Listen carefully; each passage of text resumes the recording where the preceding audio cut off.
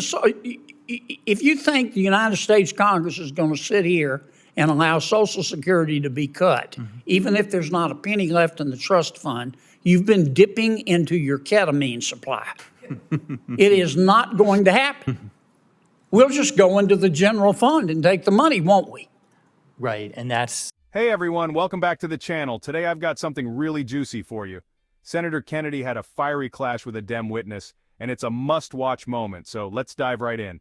Senator John Kennedy, never one to hold back, went head-to-head with a Democratic witness over some provocative statements about national debt. The heated exchange started when Senator Kennedy questioned the witness on some eyebrow-raising figures. Our national debt is projected to hit a staggering $28.1 trillion by the end of this year. That's right, trillion with a T.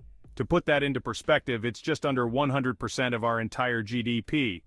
But the witness had a different take, suggesting that our spending is not the problem here. Things got even more intense when they discussed this fiscal year's $2 trillion deficit. Kennedy argued that we're spending $2 trillion more than we're bringing in, likening it to maxing out a credit card with no way to pay it back.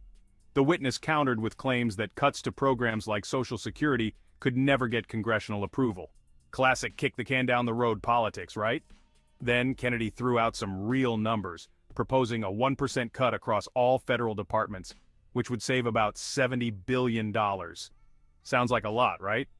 Well, when you consider next year's spending is projected to be just under $7 trillion, it's actually just a drop in the bucket. To stabilize our debt, we'd need to cut spending by about $5 trillion over 10 years. That's roughly 7 to 8% overall.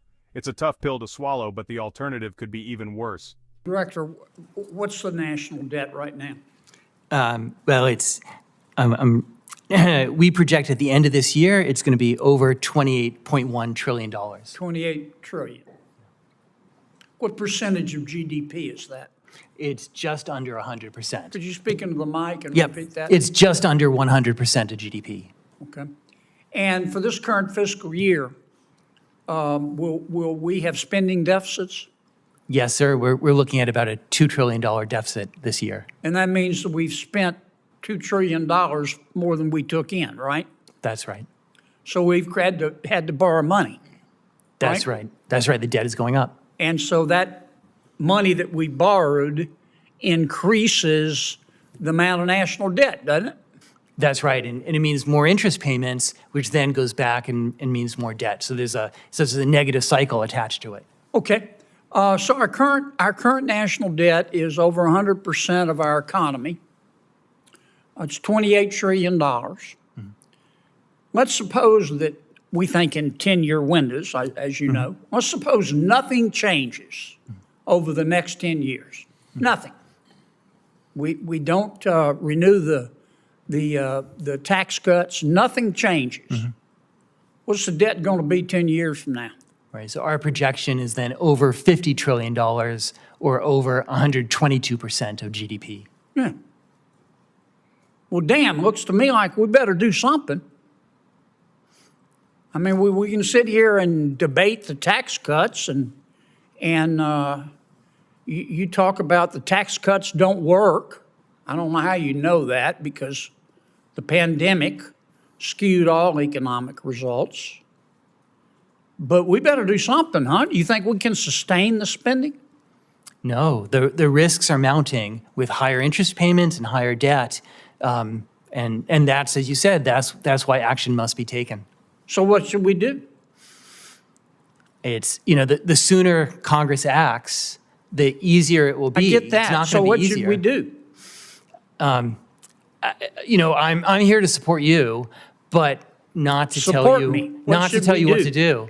I mean, reduce the deficit. You have choices. You can look at mandatory spending on the spending side as the driver. You have healthcare costs and Social Security. On the revenue side... Well, let me stop you for a second. Sure. Yeah, everybody always says that. Mandatory spending is driving the cost. And they said, well, look, we've got to do something because the Social Security trust fund is going to run out, and Social Security is going to be automatically cut.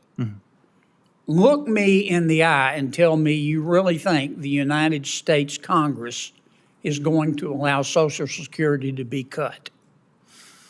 I would expect some action to be taken before that happens. So if you think the United States Congress is going to sit here and allow Social Security to be cut, even if there's not a penny left in the trust fund, you've been dipping into your ketamine supply.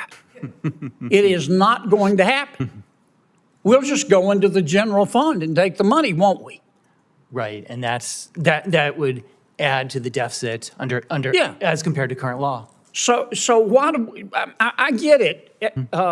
We make these distinctions between mandatory spending and discretionary spending, but it's really out of the same pot. That's right. There's just one general fund of the Treasury. Okay, so one option is to reduce our spending, correct? That's right. What if we cut our spending 1%? 1%. What if we turned to every single department head in the federal government and said, next year you're going to cut your spending 1%? Not 5%, not 4%, 1%. Something families who are living under Bidenomics, which is defined as paying more to live worse, something families have to do every day. What would be the impact of a 1% cut by every budget officer? Yeah. So outlays next year are going to be just under $7 trillion. So 1% of that is $70 billion. What we did 2%? What would be the impact? Yep, there'd be $140 billion, and that's the challenge, is that the deficit is so large that what you're saying makes a difference, but is pretty modest relative to the size of the challenge. What do you think we would have to cut spending to get in control of our debt? Yeah. So if you just wanted to stabilize the debt, make it so that the debt's at 100%, it goes up not by too much. Yeah. You'd have to cut and do it on the spending side. You're talking about $5 trillion over 10 years. What percentage is that? Right. So that's, over 10 years. So spending, say spending is $7 trillion, multiply that by 10, so it's about $70 trillion, a bit more. Give me a percentage. American people think in terms of percentage. No, that's right. So say you're talking about a roughly 7 to 8% reduction in spending. Overall, just to stabilize the debt. We'd still have a high debt. And then we could try to grow out of it. Our leaders need to get serious about addressing our national debt, and discussions like this one, heated as they may be, are essential. If you found this as riveting as I did, make sure to hit that subscribe button. Your support helps me bring you these crucial updates. Thanks for watching, and I'll catch you in the next video.